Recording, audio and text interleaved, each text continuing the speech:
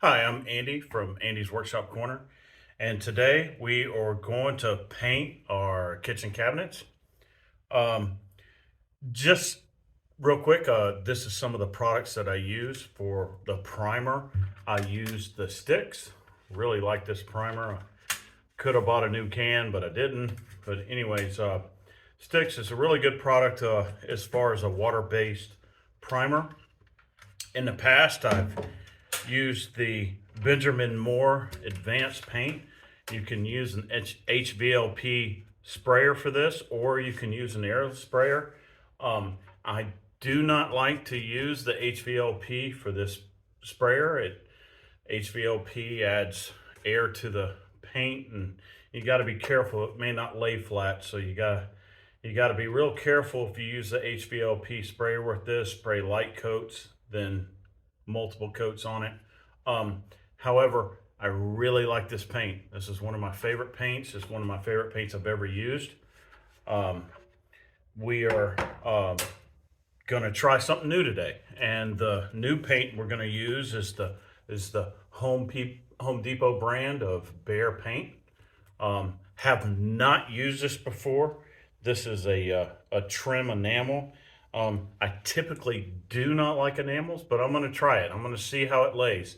And if I don't like it, I'm going to sand it down and use the Benjamin Moore paint. But again, I'm going to try this paint. So I have primed everything with Stix paint. I think that's kind of self-explanatory. You can use an HVLP sprayer with Stix. It depends on the quality of your HVLP sprayer. I use an airless sprayer, and this airless sprayer that I use is this Graco 360. The reason why I like this is because you can get the air out of it. It's also the variable speed. You can change the speed of it. Really like this product. I've used it in many applications. There it is. Actually, really like this sprayer. I have a Fuji HVLP sprayer that I like just as much. I like it more so on the water-based clear coat. It's excellent. I use the General Finish water-based clear coat, but as I've been saying from the very beginning, you can make the best woodworking in the world, but you need to figure out and to learn how to finish your product. Okay, so after you've primed your material like this, I do go over it real quickly with a sponge, really soft sander. And I don't do a lot of sanding. I go with the grain. I just barely lightly just take off some of the overspray, some of the stuff that seems to be rough. It clears it up, and then after I get done with that, I wipe it down with a non-lint rag, and I also dry it off with or use my HVLP sprayer to just blow any kind of dust off of it so it won't get into the paint. Okay, so let's get to painting. One of the important things about this is that when you clean your spray gun, you want to make sure that there's no residual water. It will drip on your paint. I know that firsthand, and it's very irritating. Rule of thumb about spray: if you mess up, if you have a run, if you have something, do not try to fix it while you're painting. You will have to let it dry and then go back and fix it.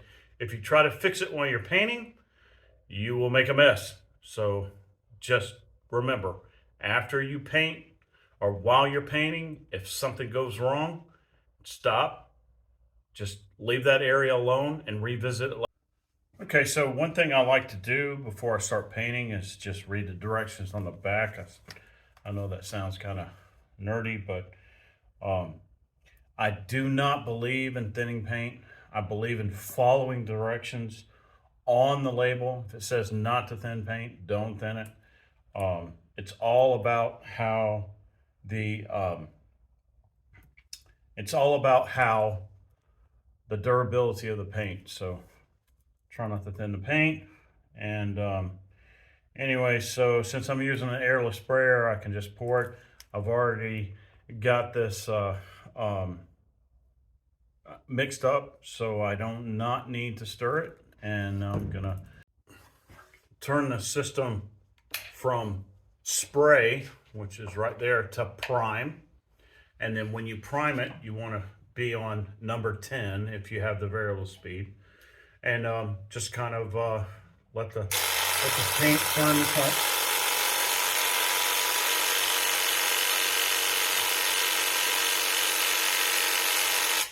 And once you do that for about 15 or 20 seconds, make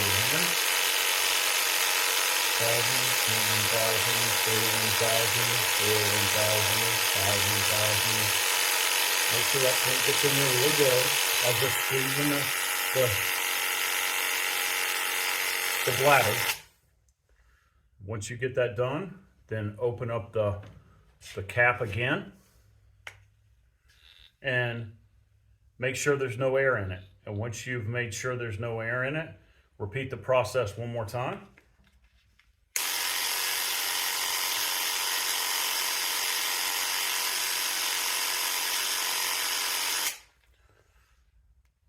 Just double check yourself. That's good.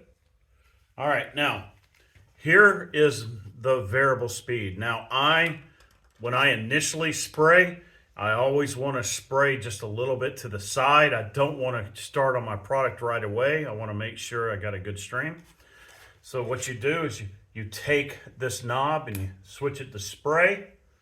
Make sure you're straight on your nozzle here. Turn this to like a 3 or a 4. I'm gonna start at a 4. And just kind of take it to the side. And just make sure you're spraying. That's good. Now when I'm spraying, I do protect my lungs. I do use a respirator. And I just spray a light coat first. Let it get tacky, then I come back over it. So let's get started.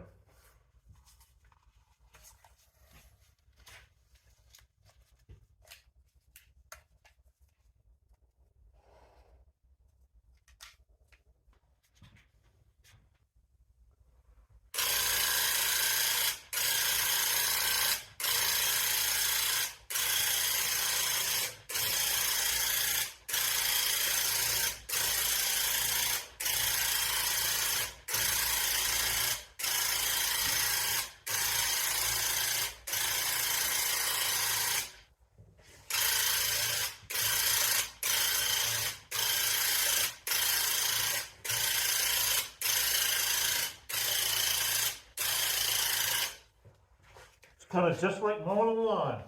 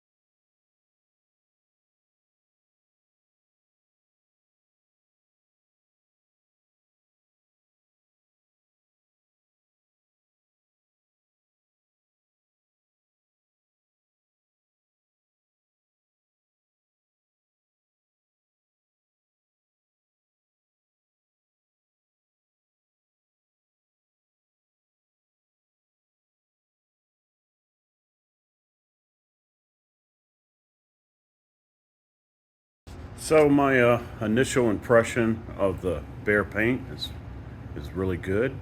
Um, it laid flat. I didn't have that many runs. It's a good consistency on the paint. Those are my drawer fronts. Here's where I'm going to be making the flip out tray for the vanity part that goes over the sink. It product dries in about an hour, and it says that you can, on the directions, it says that you can apply the second coat within 2 hours. It dries to the touch. Now, curing and drying are two different things, but really, I think it's a good product. It hasn't sold me as far as the durability,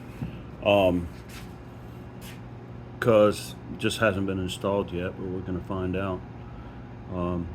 That's one of the reasons why I like the Benjamin more advanced paint a little bit better, because I know it's very durable. It's what I used in my kitchen.